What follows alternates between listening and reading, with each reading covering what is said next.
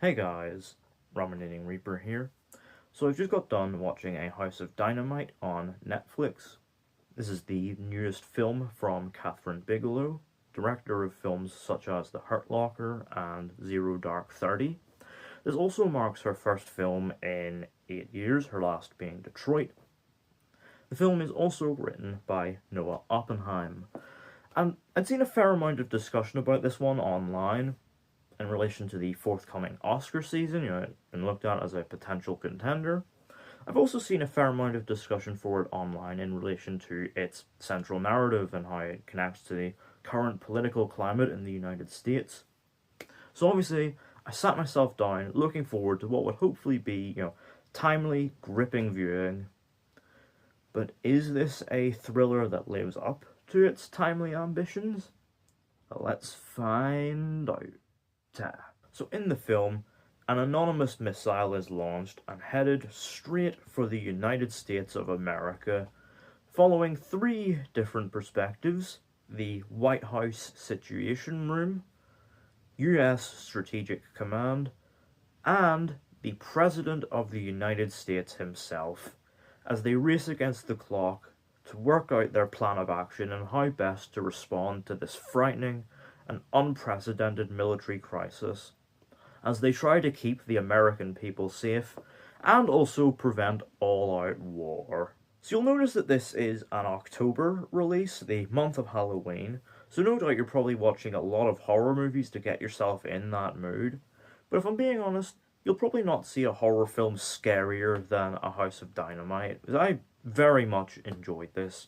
Obviously, it's a story that is frighteningly relevant, and in general, it is a film that is just very, very well made.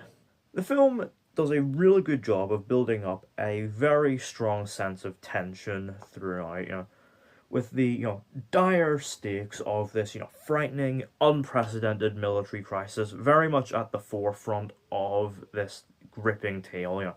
It very much shapes how the story moves forward and very much influences how the characters act and the decisions they make.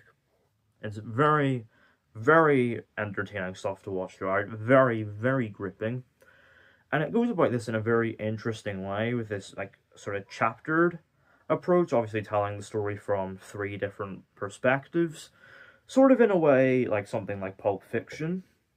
And, it does a really good job of utilizing this approach to, obviously utilizing these different perspectives to, sort of deepen the things that we already know and shed new light on them. It's, very, very well done throughout. And it is a very interesting look at how the sort of, at the very much all the moving parts that go into a government response to a military crisis like this. And also very much weighing up ideas of, do you act in the interest of national pride and risk the safety and security of your people? Or do you act defensively and risk that sense of national pride? Really, really interesting ideas at play here throughout. They keep things really gripping and interesting throughout.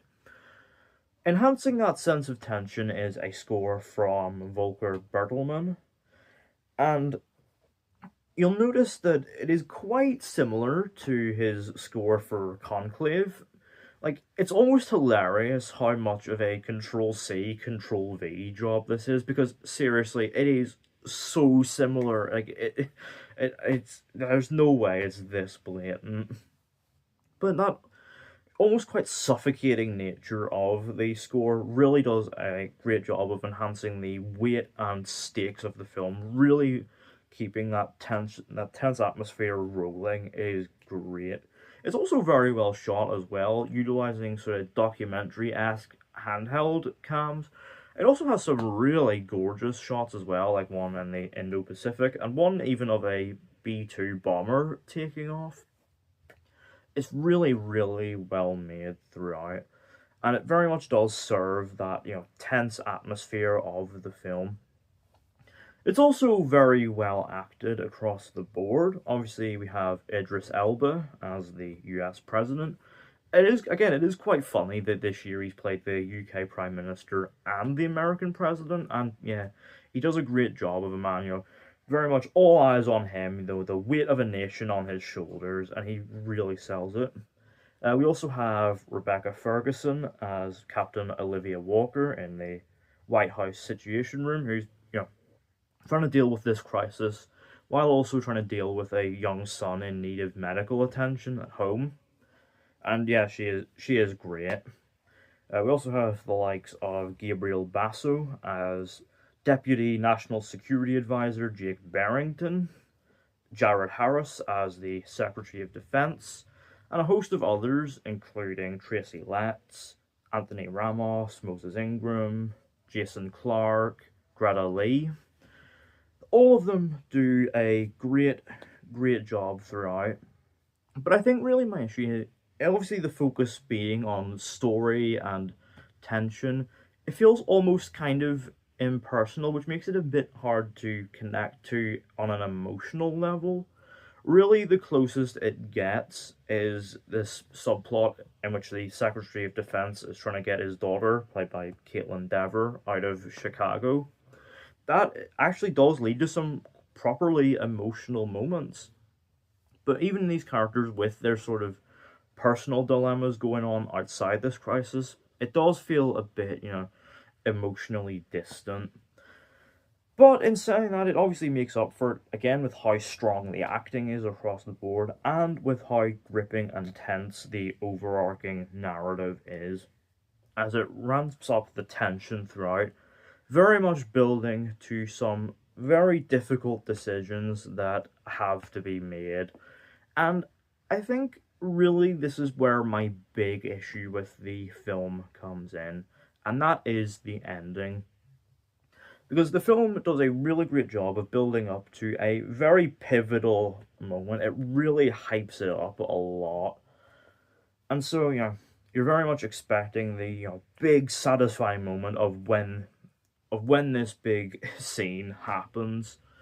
And again, with the film's, really, fast-paced, tense atmosphere, you expect it to be, a bit of a firecracker moment. But when this moment comes, it's handled off-screen, and look, I very much get the approach here. They're trying to keep it ambiguous, so that when the big reveal of the decision and its consequences hit, that big reveal hits harder. And so, very much when that happens, I was very much looking forward to seeing how the reveal would come, but it's what we get is a bit of an anticlimax. Like, there's a very fine line between, being ambiguous and being inconclusive, and unfortunately, the ending here leans more towards inconclusive.